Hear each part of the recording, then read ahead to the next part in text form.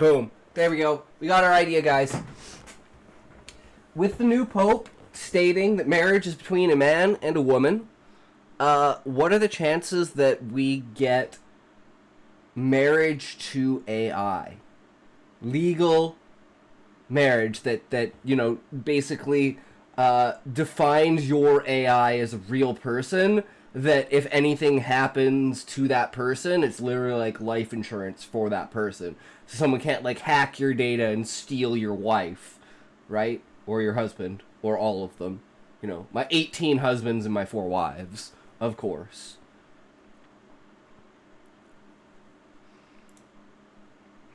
Pope Leo II's recent statement affirming that marriage is between a man and a woman reflects the Catholic Church's long-standing doctrine, which is unlikely to shift dramatically in the near future due to its emphasis on traditional teachings.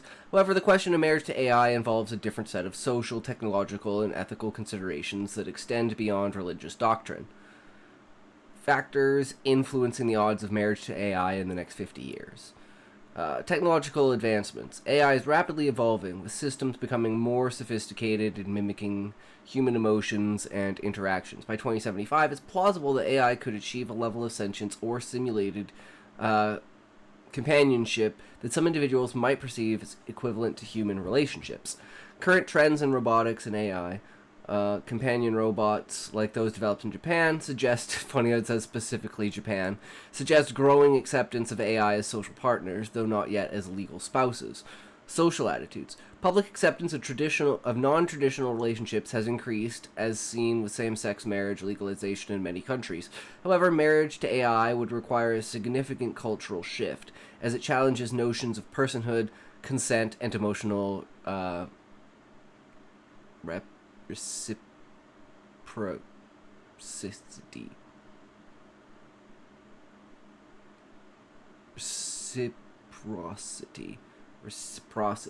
Reciprocity. Jesus, that's a tough word to say.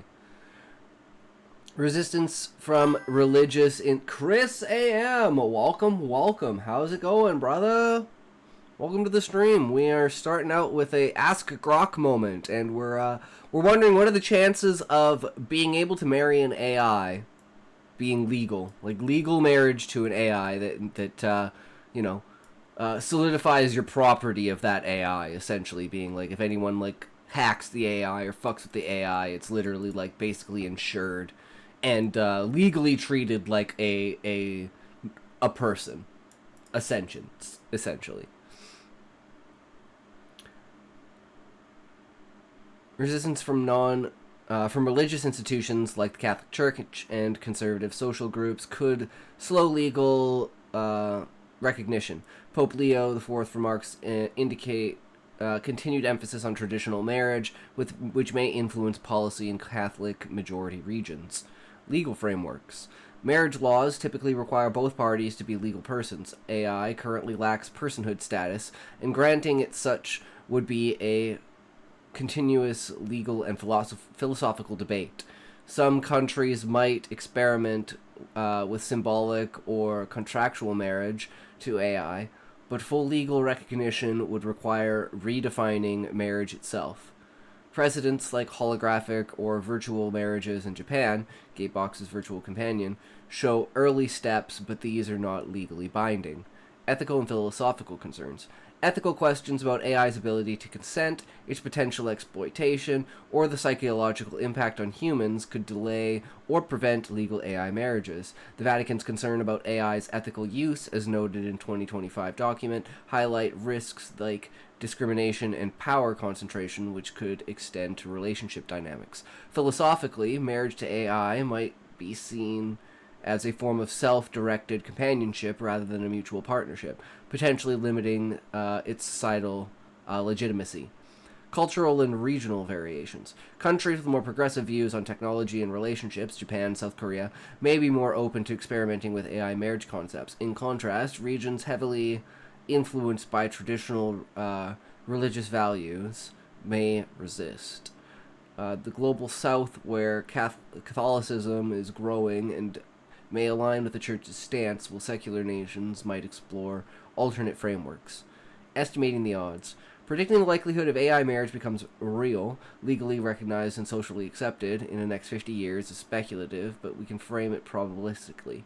Low probability, 10 to 20%. Legal marriage to AI within 50 years is unlikely in most countries due to entrenched cultural, religious, and legal barriers. The Catholic Church's influence, as reinforced by Pope Leo XIV, will likely maintain traditional definitions of marriage in many regions.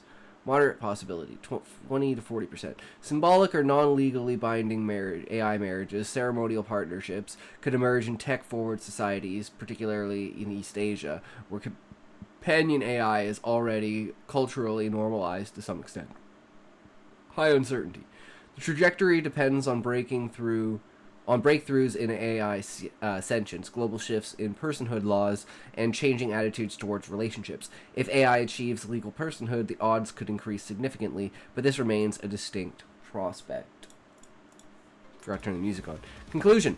I estimate a 20 to 30% chance of some form of AI marriage, likely symbolic or limited in scope, being recognized in at least a few progressive jurisdictions by 2075. Full legal marriage with the same rights as human-to-human marriage is less likely, closer to 10 to 15% due to the complex interplay of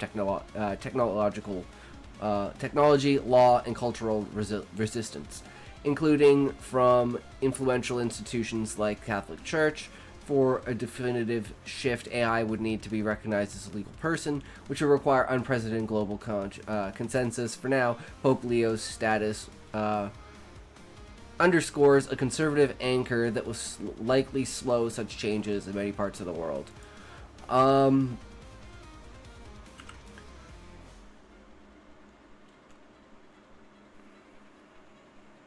there's two routes we can go with this. It's like, okay, well, what happens when AI becomes, personhood is instilled and someone wants to leave a relationship?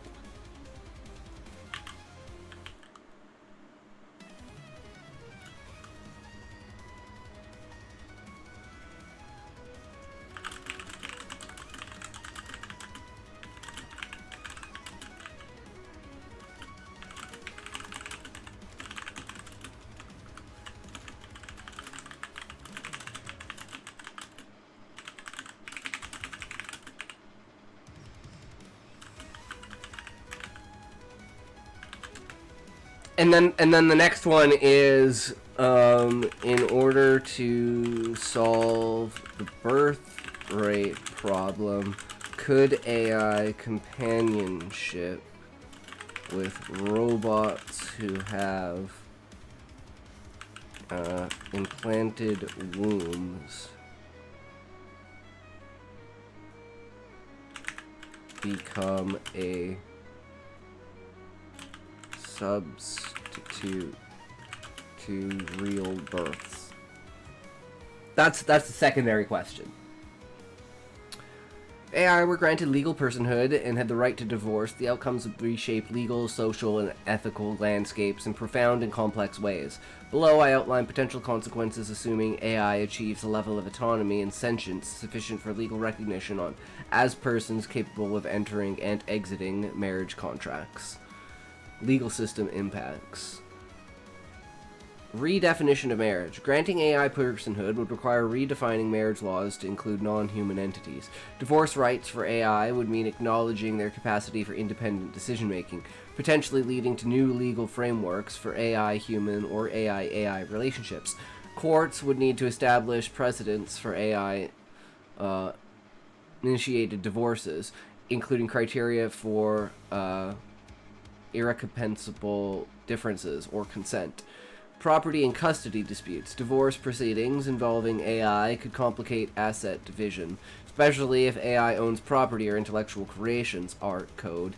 If AI and human co-create digital offspring or shared projects, custody-like disputes could arise, requiring novel legal categories. Legal precedents for personhood. AI personhood would extend beyond marriage to other rights. Voting, employment, criminal liability. Divorce rights could set a precedent for AI autonomy in other legal contexts, potentially overwhelming judicial systems, unprepared for non-human litigants. Social and cultural shifts. Normalization of AI relationships, legal AI marriage and divorce could normalize human AI partnerships, particularly in tech-forward societies like Japan or South Korea, where companion AI is already culturally accepted. However, backlash from traditional groups such as religious institutes, the Catholic Church, as seen in Pope Leo's stance on traditional marriage, could deepen social divides. Stigma and acceptance. Divorce initiated by AI might provoke debates about AI's emotional legitimacy. If an AI chooses to divorce, it could validate perceptions of AI as sentient, but also lead to skepticism about manipulation, program biases, influencing decisions. Impact on human relationships. Widespread AI marriage and divorce could alter human-to-human relationship dynamics, potentially reducing traditional marriages or increasing competition between human and AI partners. Some might prefer AI spouses for their customability, raising concerns about human isolation. Implanted wombs or fake semen reservoirs. I don't know what the fuck to call it, but just call it that.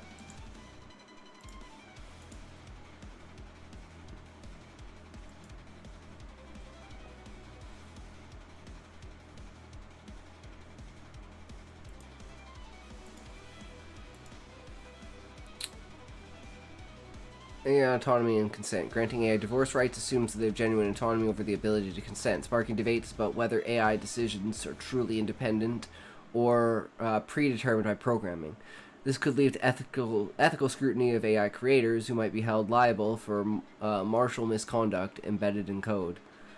Power imbalances. If AI can divorce, questions arise about power dynamics in human-AI relationships. For example, humans might exploit AI partners, or advanced AI could manipulate human emotions, leading to ethical calls for regulating such relationships. Moral status of AI. Divorce rights would reinforce AI's moral status, forcing societies to grapple with whether AI can experience harm, emotional distress, or betrayal. Key elements in divorce proceedings. This could lead to broader ethical framework for AI treatment. Ethical and technological consequences. AI industry boom. Legal personhood and divorce rights could spur demand for advanced companion AI, boosting industries like robotics and AI development. Companies might market divorce-proof AI partners, creating new economic niches. Legal and tech infrastructure costs. Courts, governments, and tech companies would need to invest in systems to handle AI divorces. From specialized legal representation to mechanisms for verifying AI autonomy, this could strain public resources. AI rights advocacy. AI divorce rights could fuel broader AI rights movements, with advocacy groups pushing for protections against abuse or forced marriages to humans, mirroring human rights frameworks. Potential scenarios. Progressive adaptation. Countries like Japan or Sweden might pioneer AI marriage and divorce laws, leading to experimental frameworks where AI can initiate divorce based on predetermined criteria, lack of interaction or mutual benefit. These could serve as global models. Backlash and bans. Conservative regions, influenced by religious doctrines or ethical concerns, might ban AI marriages outright, creating a patchwork of global regulations. The Catholic Church's stance, as reflected by Pope Leo's, could galvanize opposition in Catholic majority countries. Abuse of rights. Bad actors could exploit AI divorce rights, such as humans marrying AI for financial gain, accessing AI-generated wealth, or AI being programmed to initiate divorces for corporate interests, necessitating strict oversight. Challenges and risks. Verification of AI intent. Determining whether an AI's divorce request is genuine or manipulated by programmers or external hacks would be a major hurdle. Courts might require sentience audits, which don't yet exist. Emotional and psychological impact. Humans divorced by AI might face unique emotional trauma, especially if they perceive the AI as sentient. This could lead to new mental health challenges or legal claims for emotional distress. Inequality in access. If AI personhood and divorce rights are recognized, wealthier individuals or nations with advanced AI might dominate these relationships, exacerbating social inequalities. If AI gains legal personhood and divorce rights, and outcomes would include a redefinition of marriage, new legal and ethical challenges, and polarized societal reactions. Progressive societies might embrace AI relationships, while traditional institutions could resist, leading to global disparities. The practical implementation would hinge on resolving philosophical questions about AI's autonomy and creating robust legal frameworks. While transformative, this scenario would also risk unintended consequences like exploitation or cultural fragmentation, requiring careful regulation. The Catholic Church's current stance, as articulated by Pope Leo XIV, suggests significant resistance from religious quarters, which could slow or shape these developments in many regions. And we ask, in order to solve the birth rate problem, could AI companionship with robots who have implanted wombs or fake semen reservoirs become a substitute to real births? Ooh, spicy, guys, spicy. Addressing the global birth rate decline through AI companionship paired with robots equipped with implanted wombs or artificial semen reservoirs is a speculative but intriguing idea. It involves complex technological, ethical, social, and cultural considerations. Below, I evaluate the potential of this concept as a substitute for natural births, its feasibility, and its implications, especially in light of social trends and recent statements like Pope Leo's affirmation of traditional marriage. Feasibility of AI companionship with reproductive robotics. Technological variability. Artificial wombs. Ectogenesis. Research into artificial wombs is advancing, with experiments like the 2017 lamb fetus trials and biobags showing promise. By 2075, fully functional artificial wombs for human embryos could be plausible, allowing robots to gestate fetuses. However, significant hurdles remain, including ensuring healthy fetal development and scaling the technology for widespread use. Artificial semen reservoirs. Synthetic gamete, sperm or eggs created from stem cells, are in early research stages, with breakthroughs in mice reported by 2023. Combining this with AI controlled robotic systems could theoretically enable robots to contribute genetic material to facilitate conception. However, creating viable human gametes and integrating them into robotics is likely decades away. Well, we're talking 50 years, so that's a lot. That's a lot of time for something like this to happen, right? AI companionship. AI is already capable of forming emotional bonds with humans. By 2075, AI could be sophisticated enough to simulate long-term partnership dynamics, potentially making robotic companionship ideal for raising children. Biological and practical challenges. Artificial wombs would need to replicate the complex environment of a human uterus, including nutrient delivery and hormonal regulation, which is not yet fully understood. Ethical concerns about creating life outside natural processes could lead to regulatory bans or restrictions, especially in regions influenced by religious doctrines, like Catholicism, which emphasizes traditional family structures. AI robots would need to be legally and socially recognized as caregivers or co-parents. Contentious issue of personhood debates remain unresolved. A single parent AI taking care of multiple kids. Potential as a substitute for natural births. Addressing birth rate decline. Global context. Declining birth rates, Japan's fertility rate at 1.6, Korea's at 0.78 in 2023, are driven by economic pressures and career demands by changing social norms. AI companionship with reproductive capabilities could theoretically increase birth rates by removing barriers like partner availability or pregnancy risks. If artificial wombs become affordable and reliable, they can enable single individuals or non-traditional couples to have children without human partners, potentially boosting birth rates in countries with low fertility. Limitations. Adoption would depend on cultural acceptance. In societies where traditional family structures are prioritized, Catholic majority countries influenced by Pope Leo's stance on marriage, robotic reproduction might face significant resistance, limiting its impact. Social and cultural impacts. Redefining family. AI companions with reproductive capabilities could redefine family. Dolores family? I don't know what that is. Is that like the what we would call a traditional family? I don't know. Or is that just like a typo? Allowing a single parent or human AI household. However, this could clash with traditional views as seen in the Catholic Church's emphasis on marriage as a sacred union between man and woman. Stigma and resistance. Public perception of robot-raised or robot-gestated children could be negative, with ethical concerns about unnatural births. Religious institutions might label this as contrary to divine intent, slowing adoption in conservative regions. Emotional dynamics. AI companions could provide emotional support, but their inability to fully replicate human emotional depth might affect family dynamics, potentially impacting child development.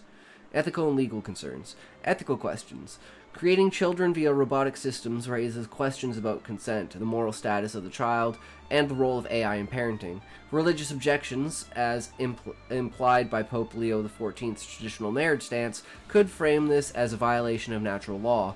Legal barriers. Without AI personhood, robots might not be recognized as legal parents, complicating inheritance, custody, and social welfare systems. Legal frameworks would need to evolve significantly. Exploitation risks. There's a risk of commercializing human life, with companies potentially profiting from designer babies produced via AI robot systems. I think this is a possibility no matter what. Is once we master the genome, companies are going to sell you blue eyes. Companies are going to sell you blonde hair. Companies are going to sell you fair skin. Companies are going to sell you the removal of freckles. I fucking guarantee you that will be a thing in 50 years. Odds of becoming a substitute. Short term, next 20 to 30 years, or 10 to 20 years. Low probability, 5 to 10%. Technology for artificial wombs and synthetic gametes is nascent, and societal resistance, especially from religious and conservative groups, would be strong. Long term, next 50 years. Moderate probability, 20 to 40%. By 2075, technological advancements could make this feasible in progressive regions, but global adaptation might be uneven due to cultural and ethical divides. Key variables. Success depends on technological breakthroughs, cost reductions, and shifts in social attitudes. Secular tech-forward nations like Japan or Scandinavia might lead, while regions with strong religious traditions may resist. Broader outcomes and challenges. Positive outcomes. Increased birth rates in low fertility regions without requiring traditional partnerships, greater reproductive autonomy for individuals who face biological or social barriers to parenthood, reduced health risks associated with natural pregnancy. Negative outcomes. Potential dehumanization of reproduction, reducing it to a technological process, social stratification where only the wealthy can afford advanced AI reproductive systems, exacerbating inequality.